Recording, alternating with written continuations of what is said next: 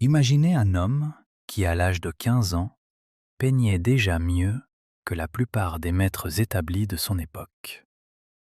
Imaginez ce même homme, devenu adulte, déclarant un jour à un ami qu'il lui avait fallu toute une vie pour apprendre à peindre comme un enfant.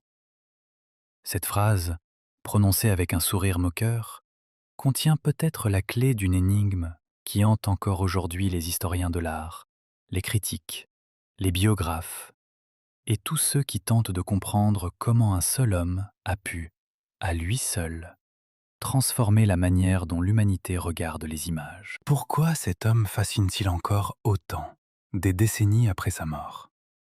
Pourquoi son nom reste-t-il synonyme de génie autant que de scandale? Comment expliquer qu'un peintre puisse être à la fois adoré comme un dieu vivant et accusé de cruauté envers ceux qu'il aimait? Et surtout, que reste-t-il vraiment de lui aujourd'hui, lorsque l'on retire les couches de mythes, de légendes et de marketing qui entourent son nom? Avant de répondre à ces questions, il faut comprendre une chose essentielle. L'histoire de Pablo Picasso n'est pas seulement celle d'un peintre, c'est l'histoire d'un siècle entier qui a basculé. L'histoire d'une époque qui cherchait désespérément un nouveau langage pour dire ce que les anciens mots ne pouvaient plus exprimer. Et lorsque cette époque a trouvé sa voie, elle l'a trouvée en grande partie à travers les mains d'un petit Espagnol têtu, aux yeux noirs et perçants, qui croyait que la peinture était une forme de magie, capable de changer le monde. L'histoire commence dans une ville baignée de lumière méditerranéenne, dans un appartement modeste de la rue de la Merced, à Malaga, en Andalousie.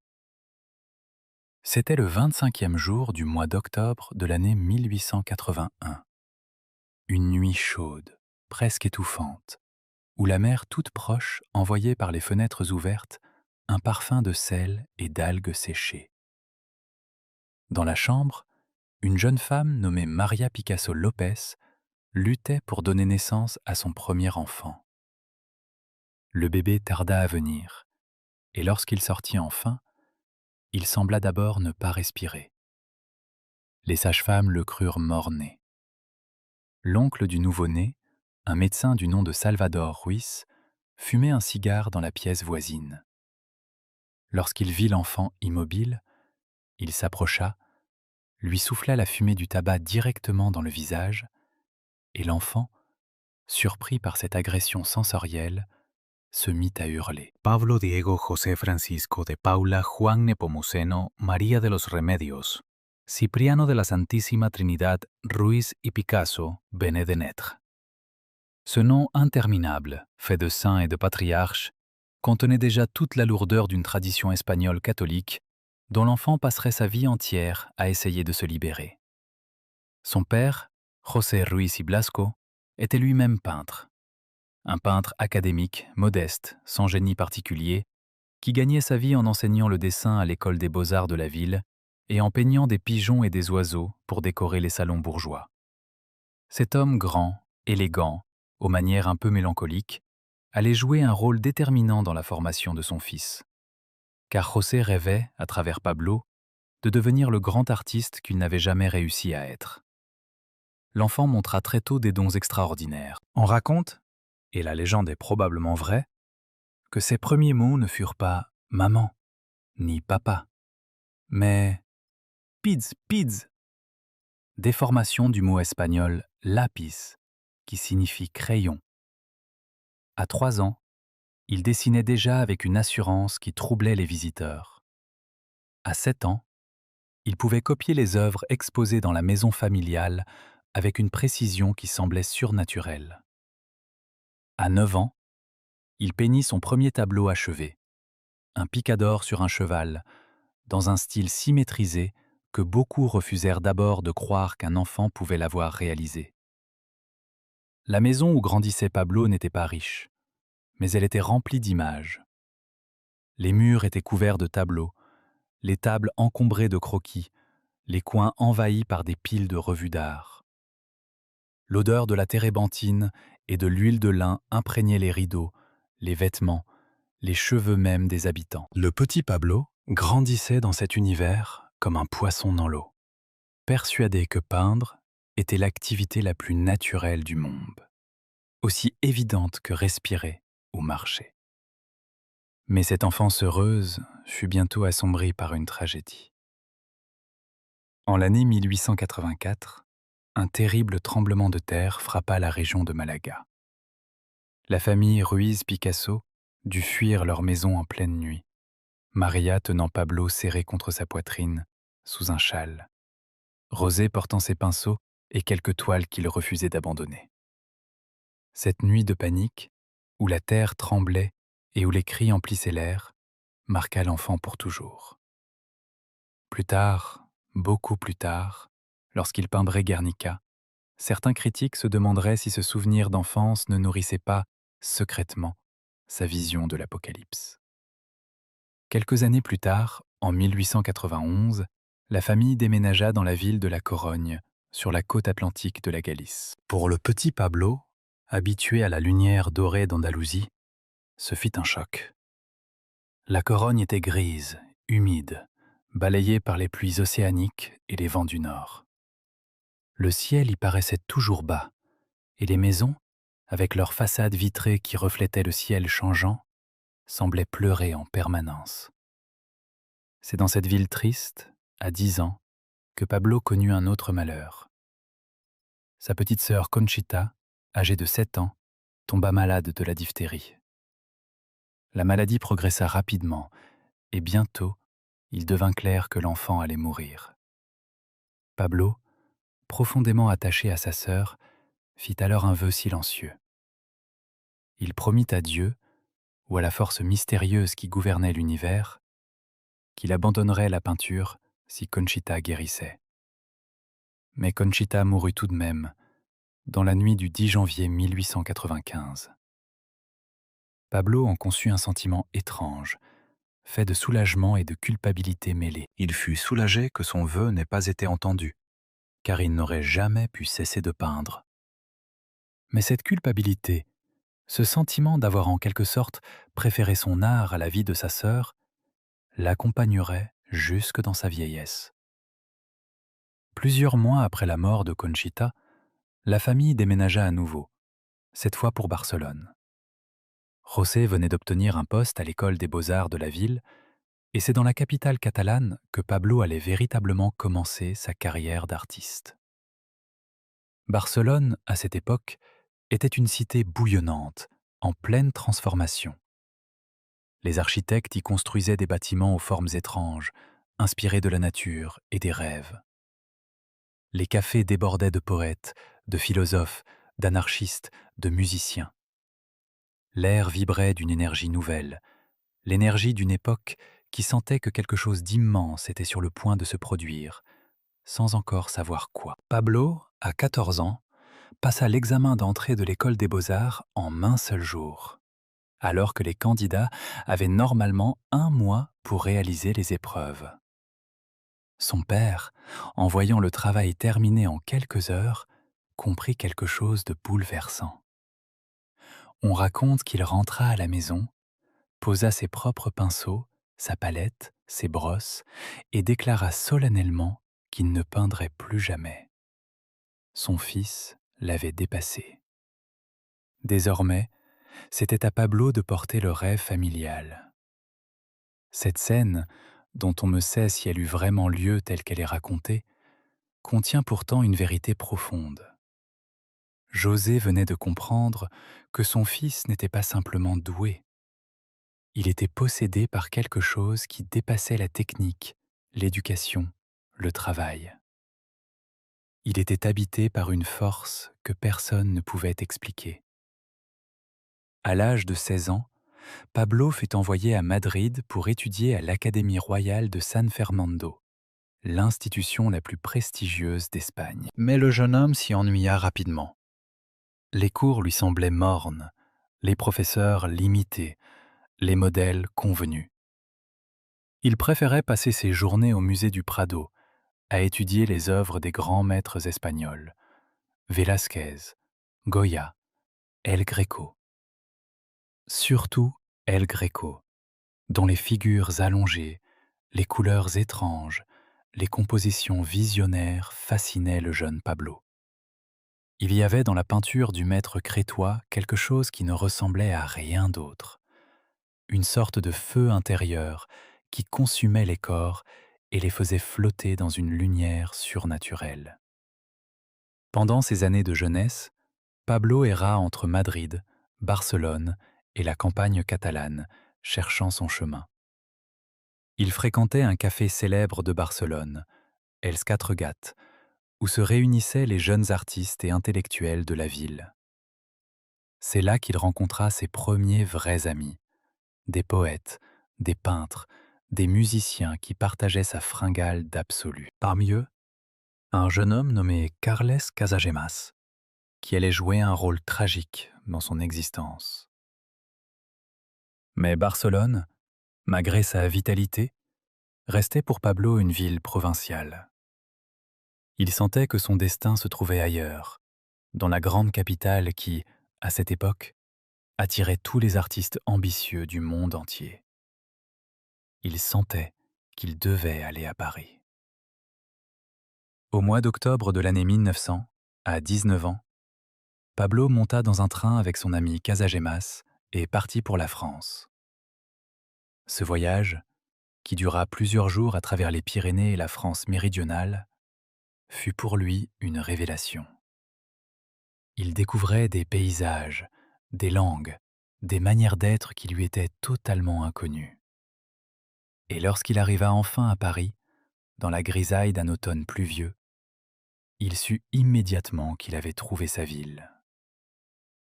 Paris, à l'aube du XXe siècle, était la capitale incontestée de l'art mondial. Les peintres venaient du monde entier pour y vivre, y travailler, y mourir parfois de faim et de tuberculose.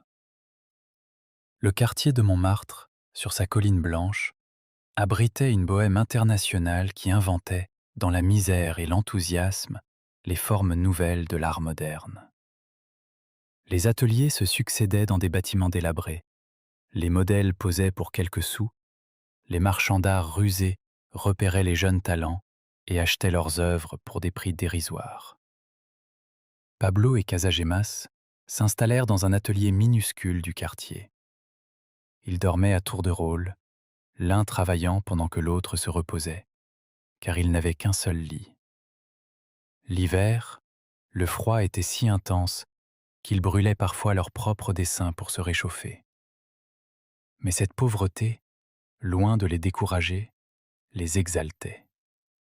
Ils sentaient qu'ils participaient à quelque chose de grand, à une aventure spirituelle dont l'argent et le confort matériel étaient absents. C'est pendant ce premier séjour parisien que Casagemas commença à montrer des signes de désespoir. Il s'était épris d'une jeune femme nommée Germaine, modèle d'artiste, qui ne partageait pas ses sentiments. Le jeune Catalan, fragile et tourmenté, s'enfonçait peu à peu dans une mélancolie profonde. Pablo s'inquiétait pour son ami, mais ne savait que faire. Au début de l'année 1901, alors que Pablo était reparti en Espagne, Casagemas rentra à Paris, organisa un dîner avec quelques amis et Germaine, sortit un revolver, tira sur la jeune femme qui parvint à se baisser à temps, puis retourna l'arme contre lui-même et se tira une balle dans la tempe. Cette mort fut un choc terrible pour Pablo. Casagemas avait été son premier vrai compagnon, son frère d'élection. Pendant des mois, le jeune peintre fut hanté par cette tragédie. Il commença à peindre des tableaux empreints d'une mélancolie poignante, dans des tonalités principalement bleues, des figures décharnées, des aveugles, des mendiants, des prostituées, des prisonniers, des vieillards solitaires peuplaient ses toiles. C'était comme si la mort de son ami avait ouvert dans son âme une fenêtre sur la souffrance universelle, et qu'il ne pouvait plus peindre que ce qu'il voyait à travers cette fenêtre. Cette période, qui dura environ de l'année 1901 à 1904, est connue aujourd'hui sous le nom de période bleue. Les œuvres qu'il produisit alors comptent parmi les plus émouvantes de toute son œuvre. Le vieux guitariste, peint vers la fin de cette époque, montre un homme aveugle, presque mort de faim, serrant sa guitare contre lui comme un dernier refuge. Les corps sont anguleux, allongés à la manière du gréco, et la couleur bleue, dans toutes ses nuances, du bleu nuit au bleu glacé, baigne les figures d'une lumière de fin du monde.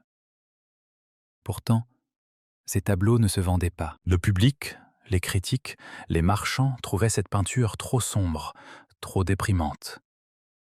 Pablo, qui vivait alors dans une misère noire, devait parfois marcher pendant des heures dans Paris parce qu'il n'avait pas l'argent du métro. Il dormait dans des chambres glaciales, mangeait à peine, économisait chaque sou pour acheter de la peinture et des toiles. Mais il ne renonçait pas. Quelque chose en lui savait qu'il était sur la bonne voie, que cette traversée du désert avait un sens.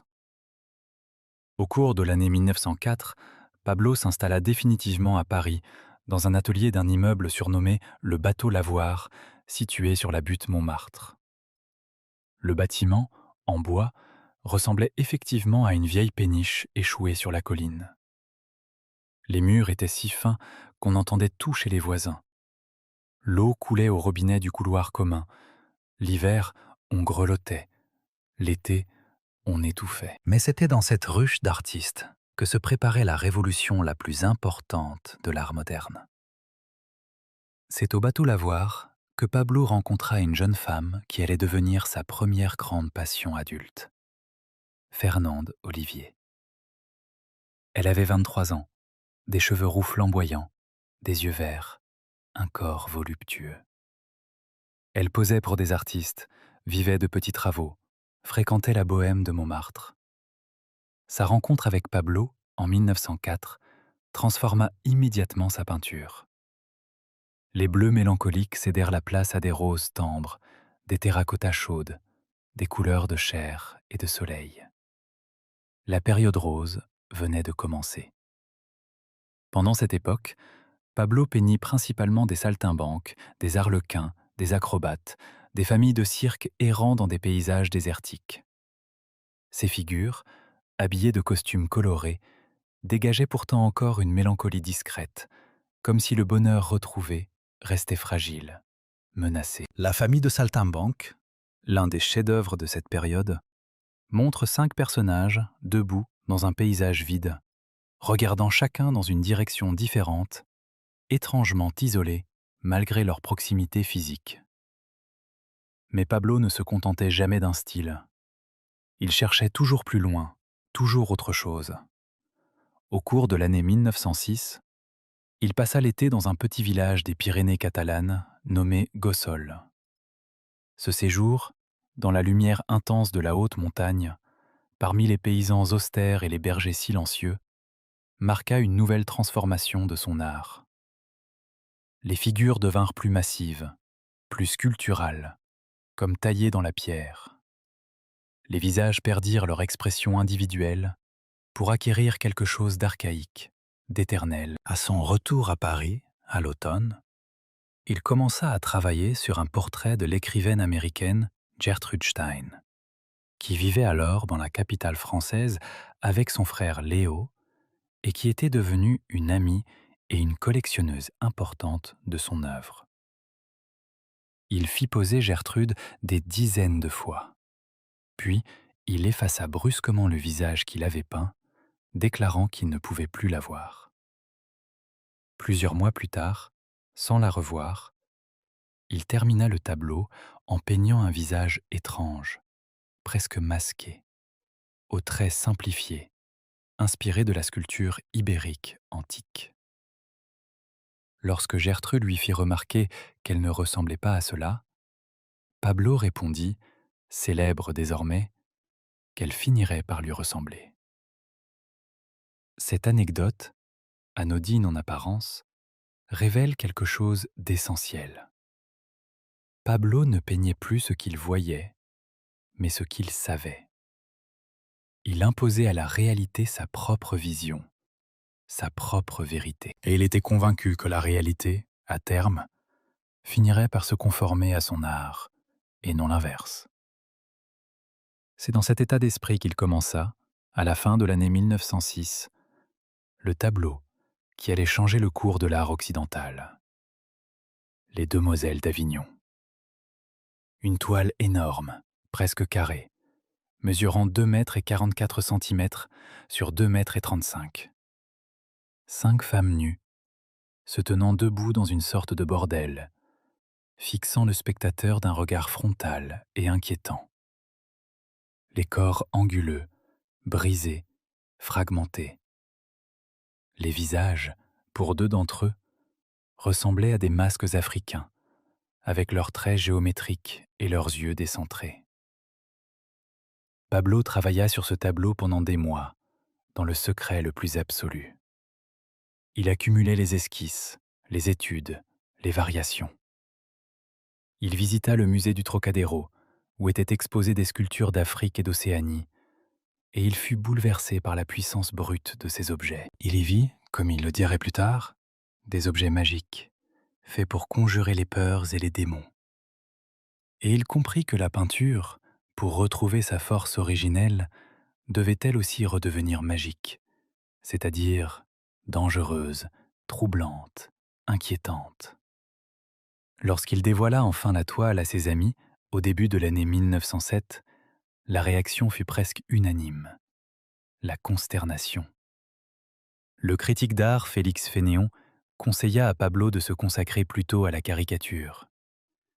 Le peintre André Derain dit qu'on retrouverait Pablo pendu derrière sa toile.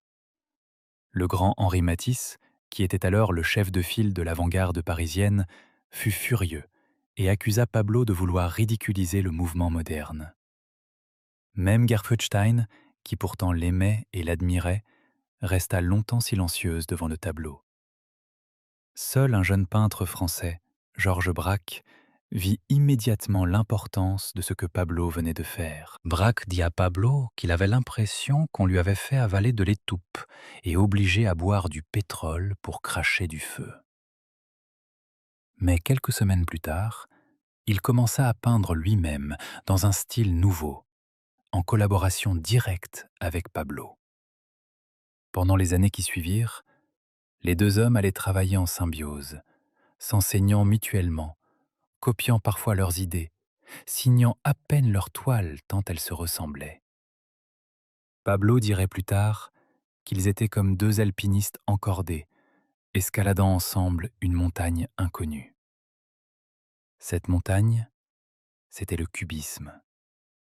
Un mouvement révolutionnaire qui allait fragmenter la réalité visible en plans, en facettes, en fragments géométriques et la recomposer selon une nouvelle logique, non plus celle de la perception immédiate, mais celle de la connaissance et de la mémoire.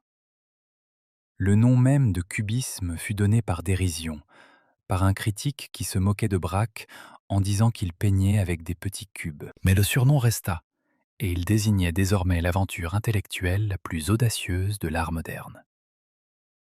Entre les années 1909 et 1912, Pablo et Braque inventèrent ce qu'on appelle aujourd'hui le cubisme analytique. Les objets étaient décomposés en multiples points de vue simultanés. Une bouteille pouvait être vue à la fois de face, de profil et de dessus. Un visage montrait ses 2 yeux du même côté. Les couleurs disparaissaient presque entièrement, remplacées par une gamme étroite de brun, de gris, d'ocre. Les tableaux ressemblaient à des cristaux brisés, à des architectures en ruine, à des hallucinations géométriques. Puis, à partir de 1912, Pablo et Braque inventèrent le cubisme synthétique. Ils commencèrent à coller sur leurs toiles des morceaux de papier journal, de tissu, de toile cirée. Ils intégraient dans leurs œuvres des fragments de la réalité quotidienne, en dehors de toute peinture.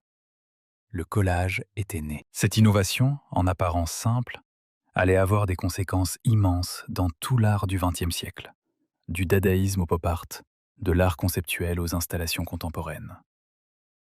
Pendant ces années intenses, la vie privée de Pablo continuait à évoluer.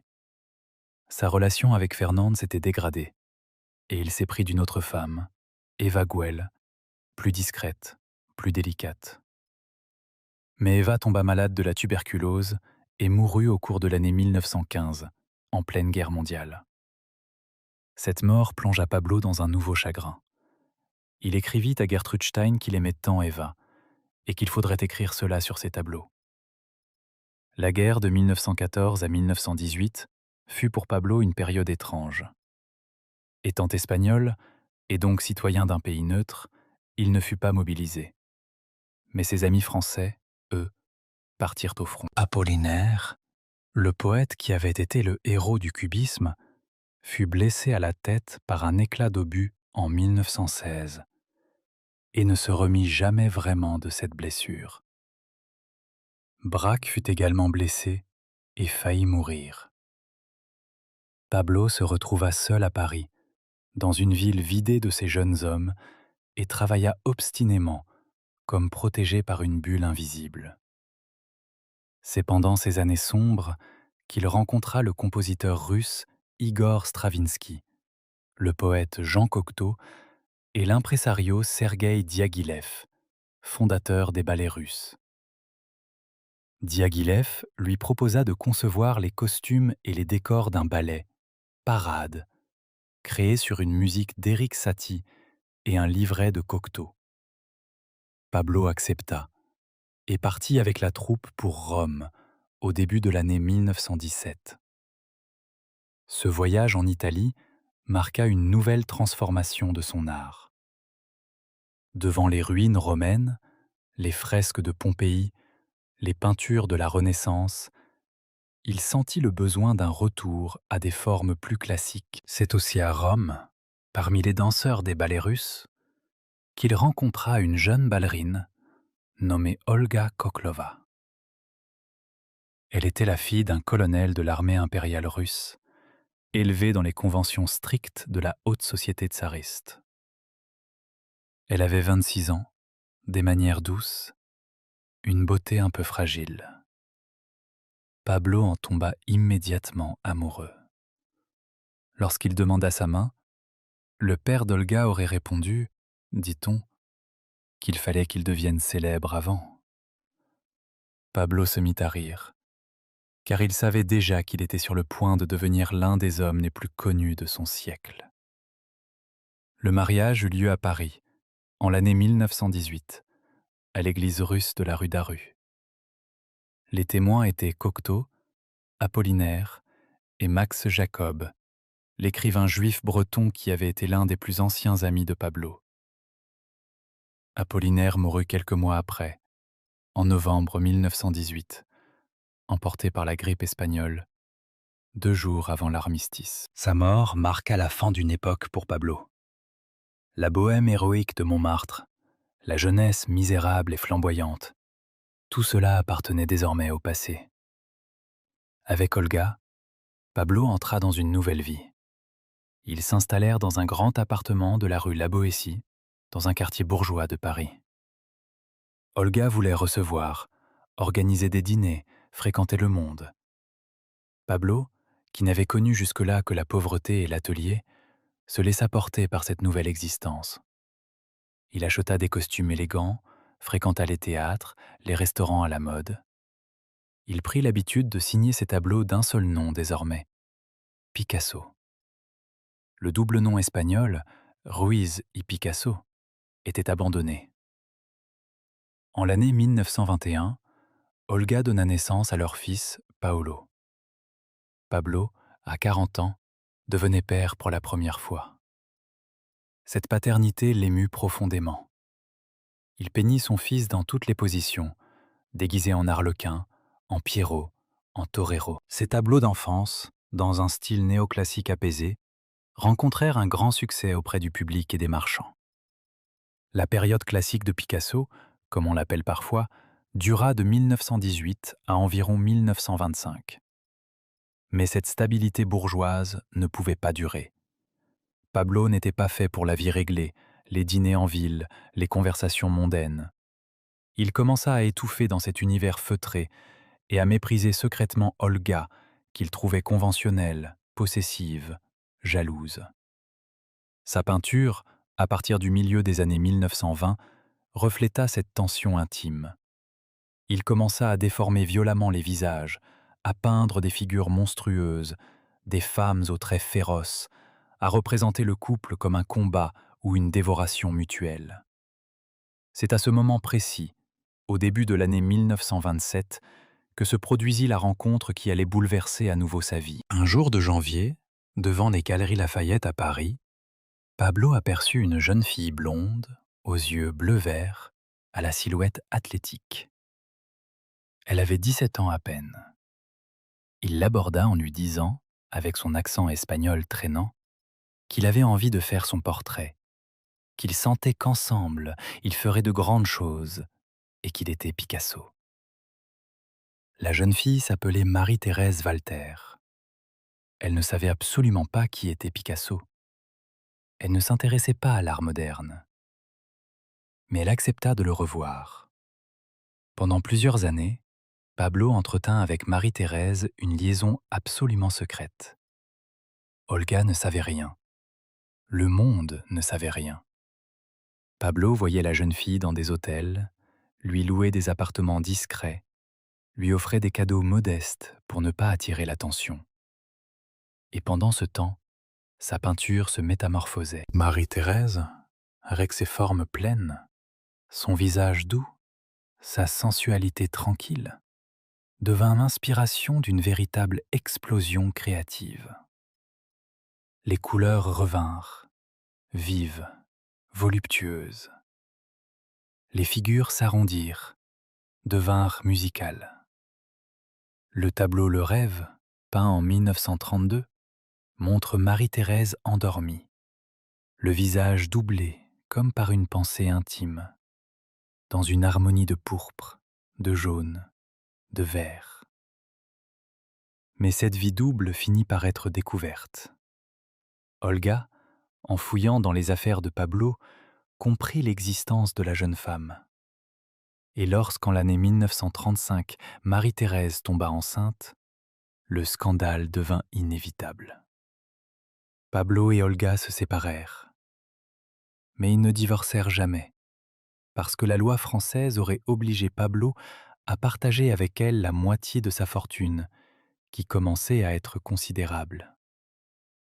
Olga resta donc officiellement sa femme jusqu'à sa mort, à elle, en 1955, après 20 ans de séparation amère. Marie-Thérèse donna naissance à une fille, Maya, en septembre 1935. Pablo s'occupa d'elle, financièrement, jusqu'à la fin de sa vie. Mais en réalité, dès cette époque, il s'éloignait déjà de Marie-Thérèse. Une autre femme avait fait son apparition dans sa vie. Une femme totalement différente de toutes celles qu'il avait connues jusque-là. Une femme intelligente, indépendante, artiste elle-même, et profondément troublée. Dora Maar. Dora Maar s'appelait en réalité Henriette Theodora Markovitch. Elle était d'origine croate par son père, française par sa mère. Elle parlait plusieurs langues, avait grandi en Argentine et était devenue une photographe surréaliste de premier plan dans le Paris des années 1930. Elle fréquentait les cercles d'André Breton, exposait ses œuvres, vivait de manière indépendante.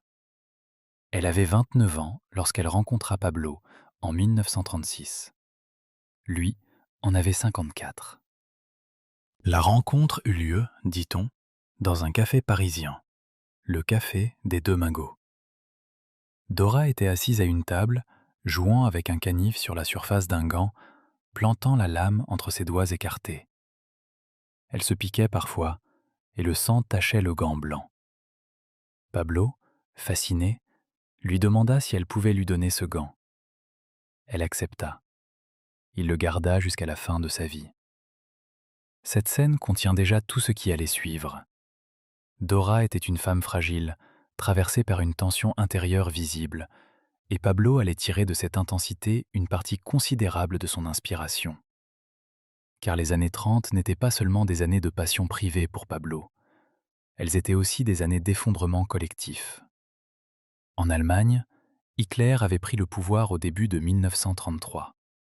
En Espagne, après la proclamation de la République en 1931, les tensions politiques s'aggravaient sans cesse. En juillet 1936, le général Franco déclencha un coup d'État militaire contre le gouvernement républicain élu, et la guerre civile espagnole commença.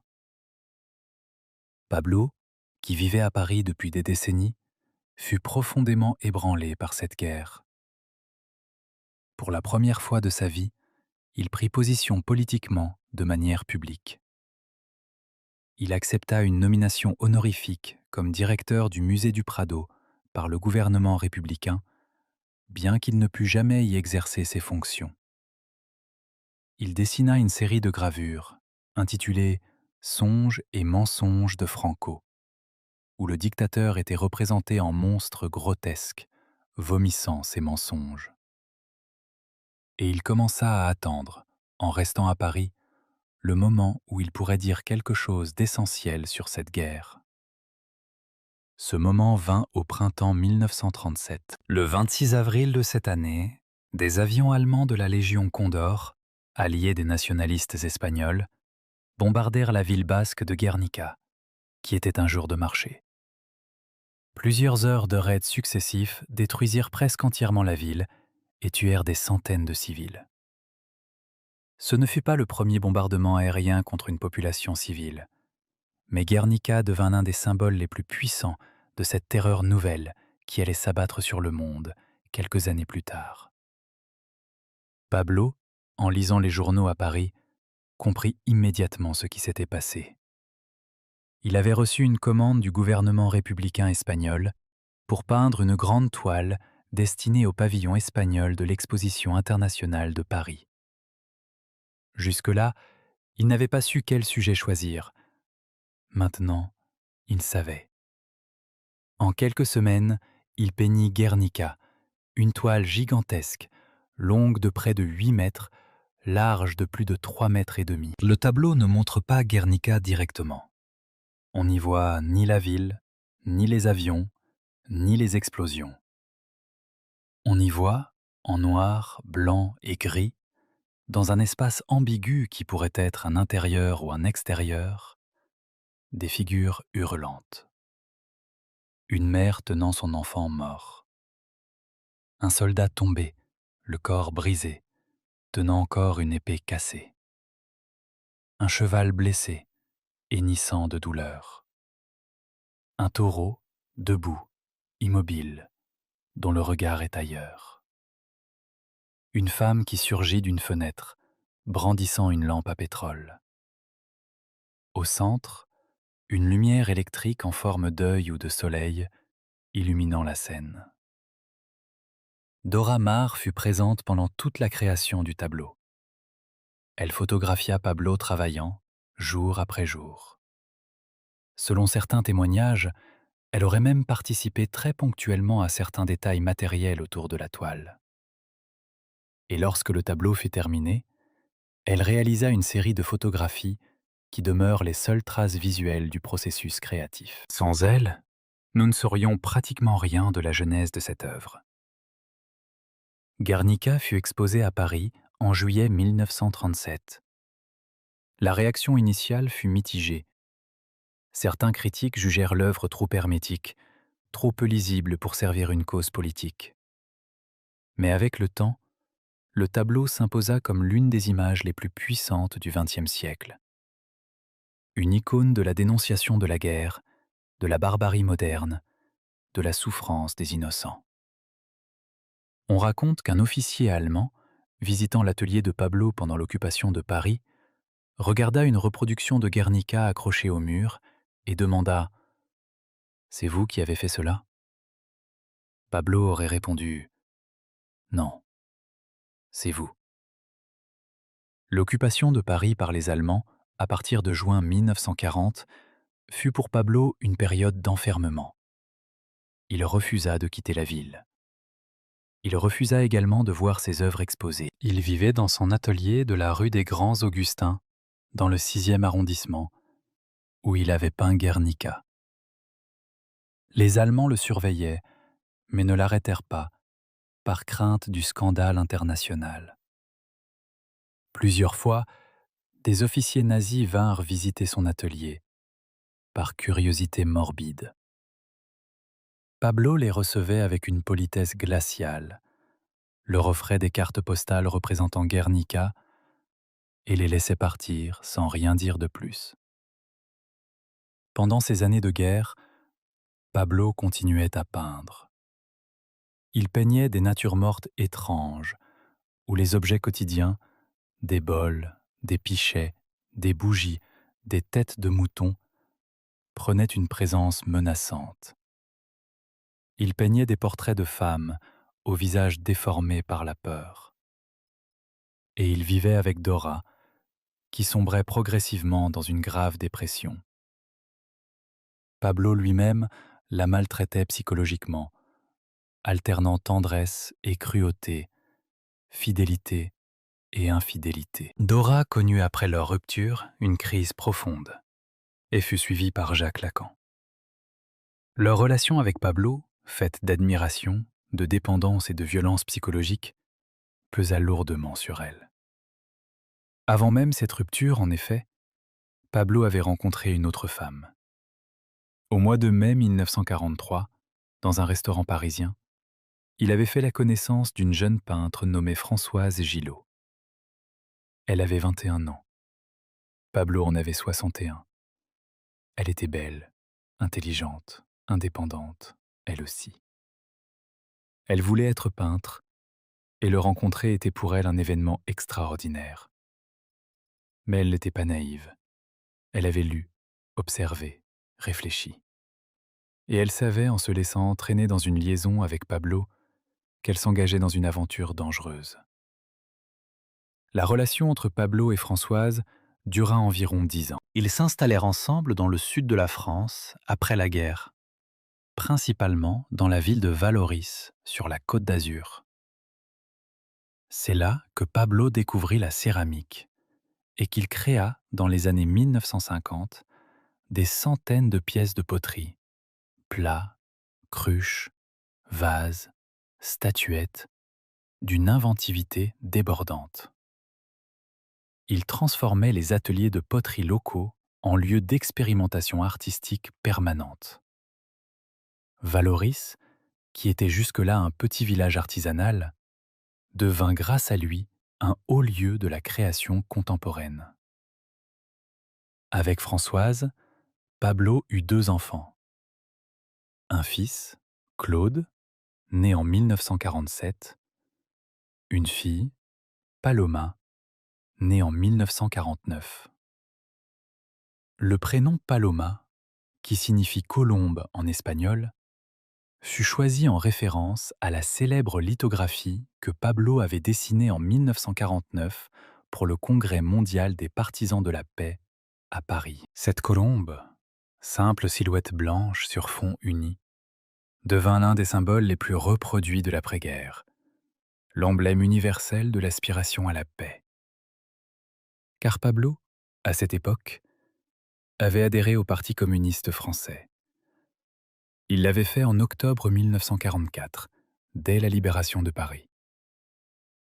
Cette adhésion fut un choix politique mûri, motivé par sa haine du fascisme, par sa solidarité avec les résistants et par son sentiment que le communisme représentait, à ce moment historique, le meilleur espoir contre la barbarie.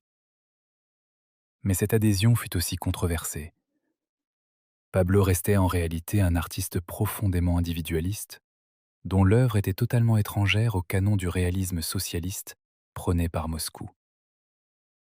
Le parti l'utilisait pour son prestige, sans jamais réussir à l'instrumentaliser vraiment. En 1953, lorsque Staline mourut, Pablo dessina un portrait du dictateur soviétique pour le journal Les Lettres françaises. Le dessin, fait à la hâte, montrait Staline jeune, presque idéalisé. Il provoqua un immense scandale au sein du Parti communiste, qui jugea l'image insuffisamment respectueuse. Pablo en fut profondément blessé. Il garda sa carte du parti jusqu'à sa mort, mais sa relation avec le communisme officiel ne fut plus jamais la même. Cette même année 1953, sa relation avec Françoise s'effondra. Pablo, comme il l'avait fait avec toutes les autres, devenait insupportable. Tyrannique, infidèle, cruel par moments, capable aussi d'une tendresse soudaine. Mais Françoise, contrairement aux autres, refusa de se laisser détruire. Elle prit ses enfants et partit. Pablo en fut furieux. Il essaya de la faire revenir, puis tenta de l'isoler professionnellement, demandant aux marchands d'art parisiens de ne plus l'exposer. Plus tard, Françoise écrivit un livre de souvenirs, Vivre avec Picasso, publié en 1964. Pablo intenta plusieurs procès pour empêcher la publication. Il les perdait tous. Le livre parut, et il révéla au monde entier la face sombre du grand maître. Après le départ de Françoise, Pablo entra dans la dernière grande relation amoureuse de sa vie, avec Jacqueline Roch. Elle avait rencontré Pablo en 1952 dans la galerie de céramique de Vallauris, où elle travaillait comme vendeuse. Elle avait 25 ans à l'époque, lui en avait 71. Mais leur véritable liaison ne commença qu'après le départ de Françoise. Pablo épousa Jacqueline en 1961, après la mort d'Olga, dans la petite mairie de Vallauris, en secret. Jacqueline allait être la dernière compagne de Pablo. Elle l'accompagna pendant toutes les années de vieillesse, dans une dévotion totale, presque religieuse. Elle l'appelait Monseigneur ou Maître, et le servait avec une humilité absolue. Beaucoup de critiques ont vu dans cette relation une dynamique malsaine, où Jacqueline avait sacrifié sa propre personnalité à la grandeur du génie. Mais Jacqueline, de son côté, semblait y trouver son bonheur. Elle aimait Pablo d'une manière simple, dévouée, presque enfantine. Pablo et Jacqueline s'installèrent dans une grande villa au-dessus de Cannes, puis dans un mât en pleine campagne, à Mougins, dans les collines de Provence. Pablo y vécut ses dernières années dans une quasi-réclusion. Il refusait la plupart des visites. Il travaillait furieusement, dans une sorte d'urgence permanente, comme s'il sentait que le temps lui manquait. Pendant les dernières années de sa vie, il produisit une quantité d'œuvres considérables, peintures, dessins, gravures. Il revisitait les grands maîtres du passé, Velázquez, Manet, Delacroix, Rembrandt, et les transformait en des compositions débordantes, érotiques, parfois grotesques, parfois sublimes. Pablo s'éteignit à Mougins, le 8 avril 1973, à l'âge de 91 ans. Après une soirée passée avec Jacqueline et quelques proches, il se sentit mal dans la nuit. Il mourut le lendemain d'une crise cardiaque liée à un œdème pulmonaire. Ses dernières paroles, dit-on, furent adressées à son médecin. « Buvez à ma santé, vous savez bien que je ne peux plus. » Il fut enterré dans le parc de son château de Vauvenargues, en Provence, où il avait passé quelques années à la fin des années 50. Une tombe simple, surmontée d'une de ses propres sculptures, la femme au vase. Aux funérailles, peu de personnes furent autorisées par Jacqueline. Ni Marie-Thérèse, ni Françoise, ni plusieurs membres proches de la famille ne purent vraiment prendre part à cet adieu. Cette exclusion provoqua de profondes blessures. Dans les années qui suivirent, plusieurs proches de Picasso connurent des fins tragiques, et la famille fut traversée par une série de drames qui renforça encore la légende noire entourant son nom. Cette série de tragédies posthumes alimenta une légende sombre. La légende du génie qui détruit tout autour de lui, comme un trou noir qui aspire la lumière. Beaucoup de critiques se demandèrent, à juste titre, s'il y avait quelque chose de proprement monstrueux dans la personnalité de Pablo. Quelque chose qui dépassait la simple cruauté humaine et qui touchait à une forme de prédation existentielle. Les témoignages des proches sont édifiants. Françoise Gillot le décrivit comme un homme qui ne pouvait aimer une femme qu'à condition de la posséder totalement et qui se mettait à la haïr dès qu'elle montrait la moindre indépendance. Marie-Thérèse fut entretenue financièrement, mais oubliée affectivement. Olga, après leur séparation, le poursuivit pendant des années dans les rues de Paris, criant des insultes et menaçant ses nouvelles compagnes.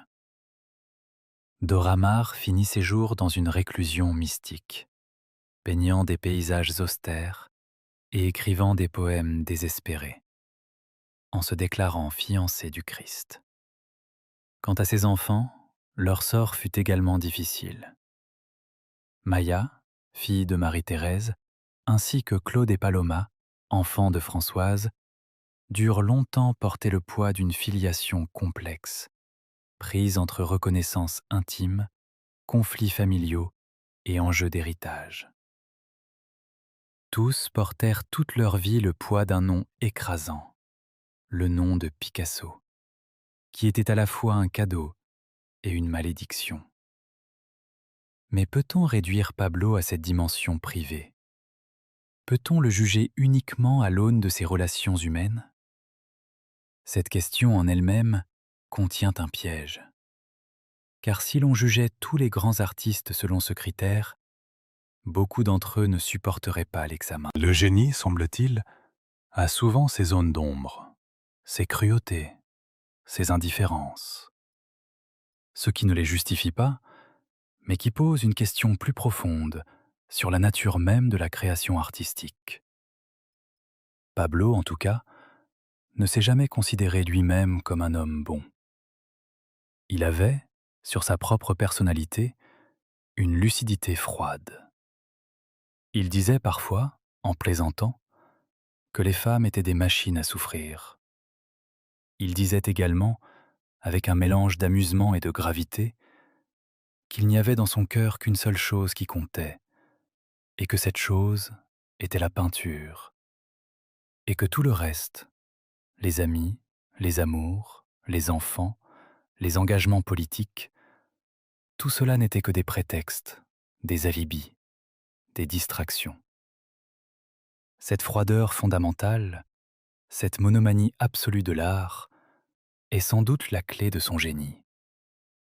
Pablo travaillait sans relâche, jour et nuit, dans tous les médiums. La peinture à l'huile, le dessin, la gravure, la lithographie, la céramique, la sculpture, le collage. Il a laissé derrière lui une œuvre dont l'estimation reste difficile, mais qui se compte en dizaines de milliers de pièces. Plus de 50 000 œuvres répertoriées, peut-être beaucoup plus si l'on compte tous les croquis et les esquisses. Une production qui dépasse l'entendement, qui ridiculise toute notion de fertilité créatrice, et qui a, pendant longtemps, fait soupçonner certains experts d'attributions douteuses. Mais cette quantité ne nuit pas à la qualité. Au contraire, elle fait partie du génie de Pablo. Il travaillait à une vitesse foudroyante, parfois plusieurs tableaux par jour, dans des séries extraordinaires où il déclinait un même thème, un même motif, une même variation, jusqu'à en épuiser toutes les possibilités. Il croyait à l'inspiration, mais il croyait surtout au travail. Il disait que l'inspiration existe, mais qu'elle doit vous trouver en train de travailler. Son atelier, à Mougins, à la fin de sa vie, était une sorte de cathédrale chaotique. Des toiles s'empilaient contre les murs, par dizaines, par centaines. Des sculptures inachevées trônaient au milieu des pièces. Des outils, des pinceaux, des objets divers traînaient partout. Pablo se promenait dans cet univers comme dans son propre cerveau, prenant un objet, le posant ailleurs, recommençant un dessin abandonné des semaines plus tôt, mêlant les époques et les techniques avec une liberté absolue. Cette liberté, sans doute, est ce qui fascine le plus dans son œuvre. Pablo, à l'inverse de presque tous les autres artistes de son siècle, n'a jamais eu un seul style. Il a eu des dizaines de styles, qu'il a traversés successivement ou simultanément, sans jamais rester prisonnier d'aucun. Il pouvait passer, en une seule journée, d'un dessin classique à la manière d'Ingres à une composition cubiste violente, puis à une céramique ludique, puis à une grande toile expressionniste. Cette polyvalence était pour lui l'essence même de la création. Il refusait de se laisser enfermer, de se laisser figer, de se laisser identifier à une seule formule. Cela explique en partie pourquoi son influence sur l'art du XXe siècle est si immense. Les peintres expressionnistes lui doivent quelque chose. Les surréalistes lui doivent quelque chose. Les artistes abstraits lui doivent quelque chose, paradoxalement, alors même qu'il a toujours refusé l'abstraction pure. Les peintres de la figure, comme Francis Bacon, lui doivent énormément. Les artistes pop dans les années 60 ont retravaillé ces thèmes. Et même les artistes contemporains les plus expérimentaux continuent à dialoguer avec son œuvre, en l'admirant ou en la combattant. Pablo a également transformé le statut même de l'artiste dans la société moderne. Avant lui, le peintre était encore largement un artisan, dépendant de ses commanditaires, de l'État, des institutions. Avec lui, l'artiste devient une figure quasiment mythologique, comparable aux grands romanciers, aux compositeurs, aux philosophes. Sa vie privée, ses opinions, ses relations amoureuses, tout devient matière à curiosité publique. Pablo a inventé, sans toujours en avoir conscience, une nouvelle manière d'être artiste.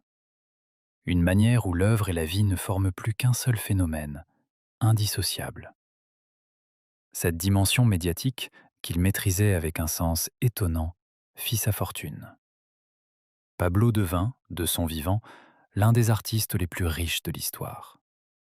Il possédait plusieurs résidences, des collections d'art, des liasses de billets entassés dans des tiroirs parce qu'il se méfiait des banques.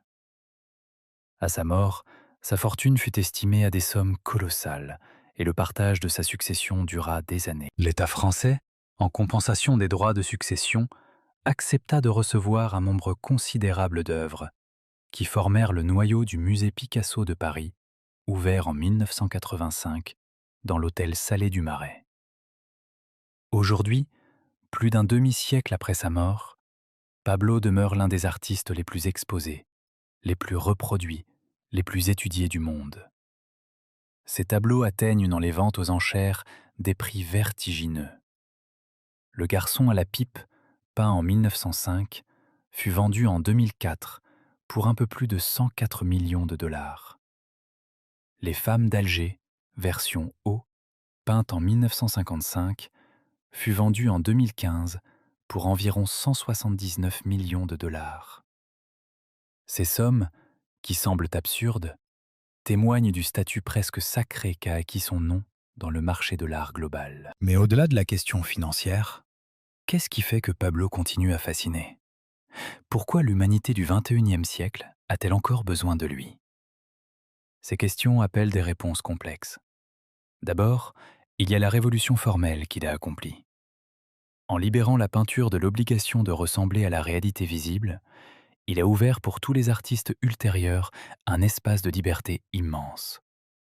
Il a montré que l'art pouvait être tout autre chose qu'une fenêtre sur le monde, qu'il pouvait être un miroir de la pensée, un théâtre des émotions, un laboratoire de formes. Ensuite, il y a la dimension humaine, profondément humaine, de son œuvre. Contrairement à beaucoup d'autres pionniers de l'art moderne, Pablo n'a jamais cessé de représenter l'être humain. Il l'a déformé, fragmenté, tordu, mais il ne l'a jamais quitté.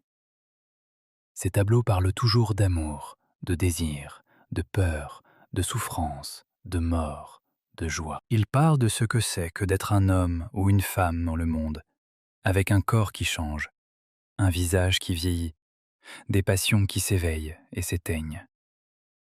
Enfin, il y a sa capacité à incarner toute la modernité. Pablo a vécu de 1881 à 1973. Il a traversé toutes les grandes catastrophes du XXe siècle. La Première Guerre mondiale, la grippe espagnole, l'avènement du fascisme, la guerre civile espagnole, la Seconde Guerre mondiale, la guerre froide, la décolonisation. Il a vu Hiroshima et Nagasaki, les premiers pas sur la Lune, l'explosion de la culture pop. Et son œuvre, dans toute son immensité, est comme un journal continu de cette époque tourmentée. Un journal en images, où chaque tableau est une page, chaque dessin une note, chaque sculpture un commentaire. Pourtant, malgré toute cette grandeur, le bilan reste ambigu. Si l'on demande aujourd'hui à un grand nombre de personnes, dans n'importe quel pays du monde, Qui est selon eux le plus grand artiste du XXe siècle? Beaucoup répondront sans hésiter Picasso. Mais si on leur demande s'il aurait été un homme agréable à fréquenter dans la vie quotidienne, presque tous diront probablement non. Cette dissociation entre l'admiration pour l'œuvre et le malaise devant la personne est devenue caractéristique de notre rapport à Pablo. Avec le mouvement de prise de conscience qui s'est développé au cours des dernières années autour des questions de violence faites aux femmes, certains commentateurs ont remis en question l'aura intouchable de Pablo. Ils ont rappelé qu'il avait, de l'aveu même de ses proches, traité les femmes de sa vie de manière abusive. Ils ont rappelé sa phrase fameuse, prononcée sur le ton de la plaisanterie, mais terrible si on la prend au sérieux. Pour moi, il n'y a que deux sortes de femmes, les déesses et les paillassons. Cette phrase, avec sa brutalité tranquille, dit beaucoup sur le rapport de Pablo à la moitié de l'humanité. Et elle pose une question difficile aux générations contemporaines. Peut-on continuer à aimer une œuvre lorsqu'on connaît la vérité sur l'homme qui l'a créée? Cette question n'a pas de réponse simple. Certains diront que l'œuvre doit être séparée de l'auteur, qu'elle vit sa propre vie, qu'elle nous appartient à tous une fois qu'elle a été créée. D'autres répondront que cette séparation est artificielle, qu'on ne peut pas oublier, en regardant un tableau, le regard violent dont il est le produit. Le débat continuera longtemps, et il fait partie désormais de notre rapport à Pablo. Mais il y a peut-être une autre manière de penser à cette question. Pablo lui-même n'a jamais essayé de cacher qui il était. Il n'a pas joué le rôle du saint. Il n'a pas prétendu être meilleur qu'il n'était. Il a montré, dans ses tableaux mêmes, ses cruautés, ses obsessions, ses failles. Les femmes qu'il a peintes au cours des années 30 et 40 sont souvent des femmes hurlantes, des femmes monstrueuses, des femmes en larmes. Ces tableaux ne sont pas des éloges, ce sont des aveux. Pablo confessait dans son art ce qu'il refusait peut-être de confesser dans sa vie. Sa fameuse série des Femmes qui pleurent, peinte en 1937, simultanément à Guernica, montre Dora Maar dans des dizaines de variations, le visage défiguré par la douleur. Mais qui était la cause de cette douleur? La guerre, oui, certes, mais aussi l'homme qui peignait. Et Pablo, dans le geste même de peindre cette douleur, semblait à la fois la créer et la déplorer, l'infliger et la consoler. Cette ambiguïté, troublante, est peut-être le cœur véritable de son génie. La capacité à transformer en beauté la laideur dont on est soi-même responsable. Si l'on s'éloigne de Pablo l'homme et qu'on se concentre sur Pablo l'œuvre, le bilan est sans doute plus net. Au-delà des polémiques, ce qui demeure, c'est une œuvre. Une œuvre immense, riche, contradictoire, parfois agaçante, parfois sublime, toujours vivante. Une œuvre qui a changé pour toujours la manière dont nous regardons les images. Une œuvre qui, dans 500 ans, continuera à parler aux hommes et aux femmes qui la regarderont, parce qu'elle parle de ce qu'il y a de plus profond dans l'expérience humaine. Le désir, la peur, la mort, l'amour, la guerre, la naissance, le temps qui passe. Aujourd'hui, lorsqu'on visite le musée Picasso à Paris, ou le musée Picasso de Barcelone, ou celui de Malaga, sa ville natale, on est saisi par cette double impression. D'un côté, l'évidence d'un génie qui a transformé son siècle. De l'autre, le mystère d'un homme qui demeure, malgré toutes les biographies, opaque, énigmatique, insaisissable. Pablo n'a jamais voulu se laisser comprendre. Il préférait être contemplé, deviné, mythifié. Il a cultivé toute sa vie cette aura d'inaccessibilité qui faisait de lui un personnage plus grand que nature, un demi-dieu profane. Et c'est peut-être ainsi qu'il faut conclure cette histoire, comme une histoire ouverte, sans réponse définitive. Pablo Picasso reste, pour chacun de nous, ce que nous voulons en faire. Un héros, un monstre, un magicien, un imposteur, un libérateur de forme, un destructeur de vie. Toutes ces choses à la fois peut-être, comme l'art lui-même, qui n'est jamais simple, qui n'est jamais innocent, qui touche à tout ce qu'il y a en nous de plus haut et de plus bas.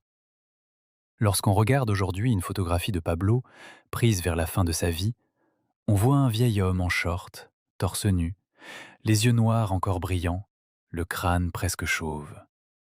Il sourit légèrement, d'un sourire moqueur, comme s'il connaissait le secret de l'univers et qu'il ne voulait pas le partager. Ce sourire dit quelque chose. Peut-être qu'il dit « J'ai gagné, j'ai vécu ce que je voulais vivre, j'ai peint ce que je voulais peindre, j'ai aimé comme je pouvais aimer, et j'ai laissé derrière moi des blessures que vous jugerez après moi. Et maintenant, je m'en vais, en laissant derrière moi cette montagne d'œuvres que vous, les vivants, vous occuperez de classer, de juger, de vendre, de discuter pendant les siècles à venir. Bonne chance. Pourquoi, après tout, continuons-nous à raconter cette histoire comme s'il s'agissait d'une simple biographie? Pablo Picasso n'est pas qu'une vie. C'est un fragment du miroir dans lequel le XXe siècle s'est regardé. Et lorsqu'on tient ce fragment dans ses mains, on y voit mêler son propre visage et celui d'un autre, dont on ne sait plus très bien s'il faut l'admirer, le craindre, ou simplement le contempler avec cette tranquille curiosité que l'on réserve aux phénomènes incompréhensibles de la nature. Il existe une dernière scène, peu connue, qui éclaire d'une lumière particulière la fin de sa vie. Quelques mois avant sa mort, alors qu'il vivait reclus dans son mas de Mougins, Pablo reçut la visite d'un photographe espagnol nommé David Douglas Duncan, qui avait été son ami pendant de nombreuses années. Duncan trouva Pablo vieilli, affaibli, mais encore entouré de ses toiles. La scène, souvent racontée comme celle d'un vieil artiste face au doute, dit surtout ceci. Même au sommet de sa gloire, Picasso restait hanté par la question de la valeur réelle de ce qu'il avait créé. Duncan en fut bouleversé. Il ne comprenait pas comment cet homme, qui avait reçu de son vivant tous les honneurs possibles, pouvait douter à ce point. Mais Pablo, en disant cela, ne se plaignait pas. Il constatait simplement, avec une lucidité presque inhumaine, l'impossibilité fondamentale de l'art. Le fait que l'art est toujours, en dernière analyse, un rêve, une illusion, une promesse non tenue. Et c'est peut-être pour cela qu'il avait peint si frénétiquement, pendant toute sa vie. Pour repousser ce vide, pour faire taire ce doute, pour transformer en présence ce qui menaçait à chaque instant de redevenir absence. Ce mouvement perpétuel, cette fuite en avant dans la création, est peut-être la meilleure clé pour comprendre Pablo Picasso. Il était au fond un homme terrifié par le silence, par le vide, par la mort. Et il a passé sa vie à remplir ce vide d'images, de couleurs, de formes, de gestes, comme on jette des pierres dans un puits sans fond pour ne pas entendre l'écho de sa propre voix qui retombe. Quand il a fini par tomber lui-même dans ce puits, en avril 1973, il a laissé derrière lui assez de pierres pour que l'écho continue à résonner pendant des siècles. Et c'est cet écho qui nous parvient encore aujourd'hui, dans les musées, dans les livres, dans les rééditions, les biographies, les documentaires, les expositions internationales. Dans nos conversations, lorsque nous prononçons son nom avec un mélange d'admiration et de gêne. Dans cette présence diffuse, partout, du pinceau espagnol qui a marqué l'art du XXe siècle d'une empreinte plus profonde que toutes les autres. Il est temps, peut-être, de laisser dormir Pablo, de le laisser à son sommeil dans la terre de Vauvenargues, sous la sculpture de la femme au vase, de le laisser avec ses contradictions, ses cruautés, ses tendresses, ses inventions formidables, ses excès et ses faiblesses, de le laisser être ce qu'il était, un homme, un artiste, un siècle entier ramassé dans un seul corps, une force de la nature, ni bonne ni mauvaise en elle-même, mais simplement traversée par une énergie créatrice dont nous n'avons pas encore fini de mesurer les conséquences. Et lorsque, dans les années à venir, des enfants encore inconnus regarderont pour la première fois les Demoiselles d'Avignon, ou Guernica, ou les portraits de Marie-Thérèse, ou les céramiques de Valoris, ils ne sauront probablement rien des drames privés qui ont nourri ces œuvres. Ils verront simplement des couleurs, des formes, des visages qui les regardent depuis l'autre côté du temps. Et peut-être que, dans leur silence émerveillé devant ces tableaux, quelque chose de ce que Pablo avait essayé de dire continuera à se transmettre. Quelque chose qui ne s'explique pas. Quelque chose qui se ressent simplement. La marque, en somme, du génie véritable. Celui qui survit à toutes les controverses, à toutes les déceptions, à toutes les révisions. Celui qui demeure, parce qu'il a su toucher, par-delà les siècles, à ce qui ne change pas dans le cœur humain. Voilà l'histoire de Pablo Ruiz Picasso. Une histoire complexe, traversée d'ombres et de lumières, d'inventions sublimes et de cruautés ordinaires. Une histoire d'enfant prodige qui devint l'homme le plus célèbre de son siècle. Une histoire d'amour fracassante et de trahison silencieuse.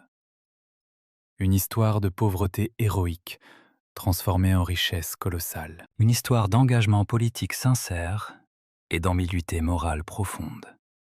Une histoire, surtout, de travail. Travail acharné, travail démesuré, travail comme religion, travail comme conjuration de la mort. Si vous avez des sujets que vous aimeriez voir abordés dans de prochaines histoires, n'hésitez pas à les proposer dans les commentaires. Proposez vos sujets pour de nouvelles histoires dans les commentaires. Bonne nuit.